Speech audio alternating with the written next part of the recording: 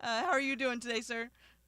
I'm doing good. That's a tough last name, though. Don't worry about it. Uh, well, it's a fairly common, if we want to use the word common, last name here in Las Vegas. I think everyone is familiar, with your family and with your dad and the work that your family has done here in the city.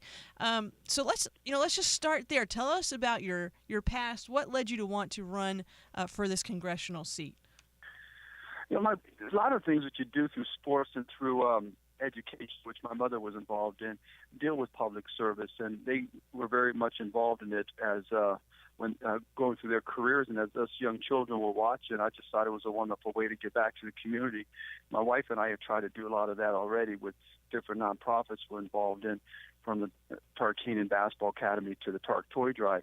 But getting to politics is really a step forward where you can do much more positive things for your community and your country if you get that opportunity. So I really think this is a thing that is my direction in life where I can make the biggest impact to help the community, and that's why I decided to get involved into it. Yeah, and you're in a fairly competitive race there in the third district. What would you say sets you apart from your competition? I think that what most people complain about the elected officials is once they get elected, they go back to whether it's Carson City, if it's a state race, or Washington, D.C., if it's a federal race, and they don't do what they're promised that they would do, or they get back there and they get tainted by whatever pressures are out there. Mm. The one thing that people know that I stand by my convictions. I keep fighting. I've been knocked down many times in my life and had many disappointments, faced a lot of adversity, but I try to come back stronger and tougher, and be more effective that way. And I think that's what you'd want in our legislative officials. Oh, definitely. And I think if we had more of that, we would be better off. And one of the taglines you have on your website is that if you're elected, you plan to work for citizens and not politicians. And that seems to be something that's maybe a growing problem in our government today, as you mentioned, whether that be in Carson City or in Washington D.C. But if you are elected, what would you say are some of your top priorities? Maybe your top three priorities if you end up in Washington D.C. We have so many major issues out there now, and as you just saw yesterday with the latest terrorist act, Mm-hmm. our national security and protecting the safety of our citizens has got to be everyone's top priority. At the same time, we have an economy that just is sputtering along and isn't doing what it should be doing to help the people here, the great workers that we have here in the United States. So we got to get our economy back going. And the third issue that's out there that's going to be a real financial mess and catastrophe for our country if we don't get under control is the government spending and the debt that we have. You can't keep borrowing money like we have and think that we're not going to have a huge problem with it later. Right. We already owe $19 trillion, and it's going up almost $1 trillion a year under the Obama administration. Mm-hmm. Mm-hmm. So I want to go over one more tagline from your website, and then maybe just run through some of the issues that people would have questions about.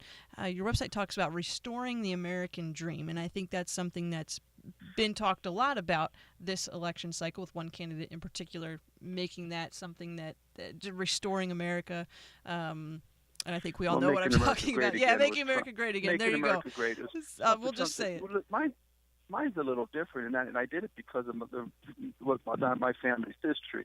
My mother, my grandmother on my dad's side, his mother, she escaped the Armenian genocide as a very young girl. She wasn't even a teenager. She came to America. She couldn't speak any English.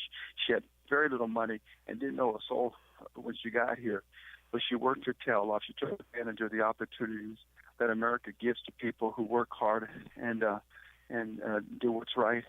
And she was able to provide for her son. And my mother had a similar story, what her father did for her, that my parents, both of them, were able to achieve lifelong dreams. My dad became the greatest coach in college basketball history. My mother started the first private school of the deaf in California.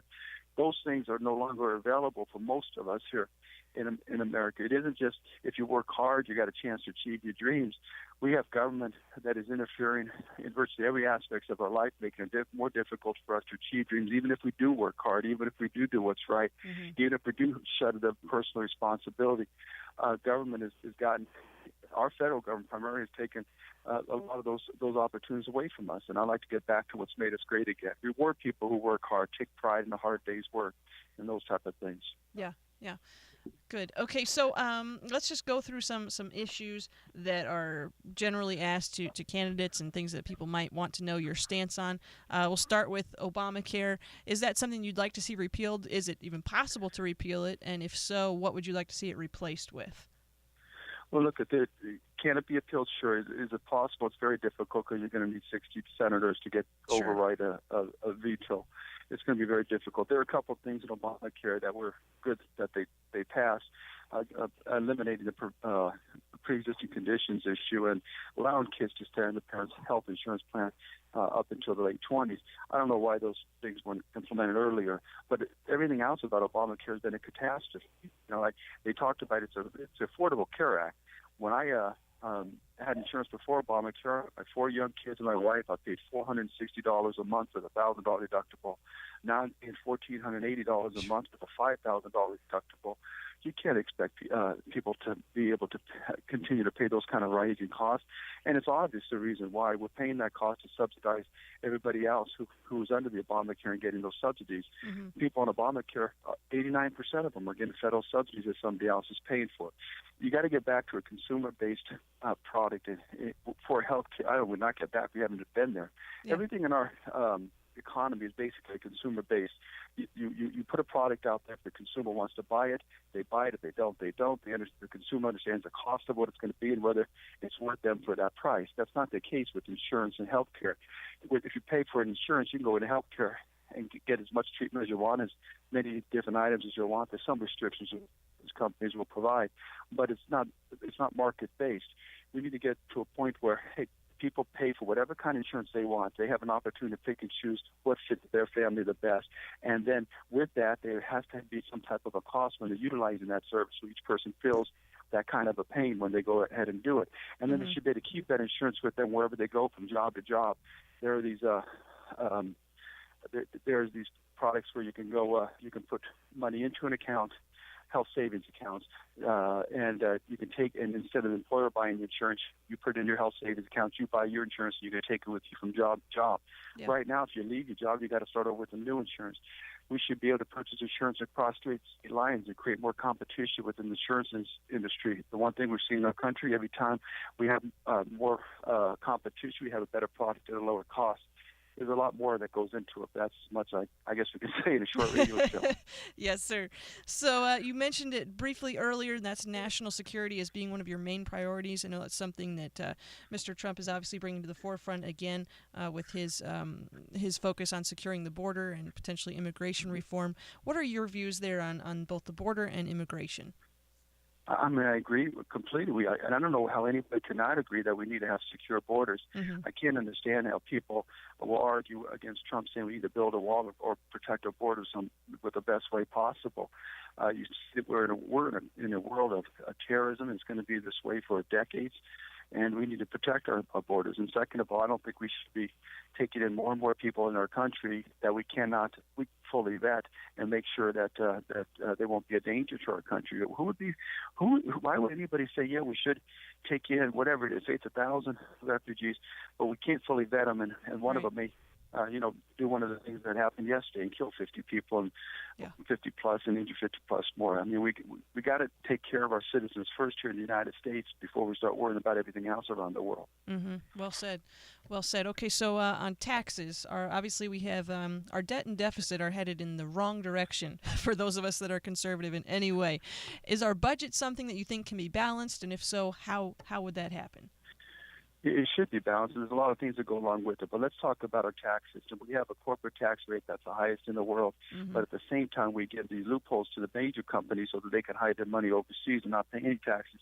General Electric, for example, hasn't paid any federal taxes for many years, and they're one of the wealthiest corporations in the world because of these loopholes. But I think it's a real simple concept.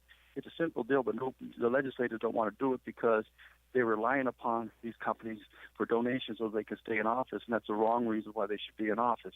Let's eliminate all these tax breaks and tax loopholes that we give to special interest groups, to these powerful companies. You cut those things down, and you make them pay their fair share. Then you can lower the tax rates for all these other corporations and companies and businesses that are out there so they're more competitive with the rest of the world. When you lower those other companies' rates, you're going to have more economic activity because they're going to have more money to reinvest in their company and their products, and more money will be spent by consumers to purchase more things.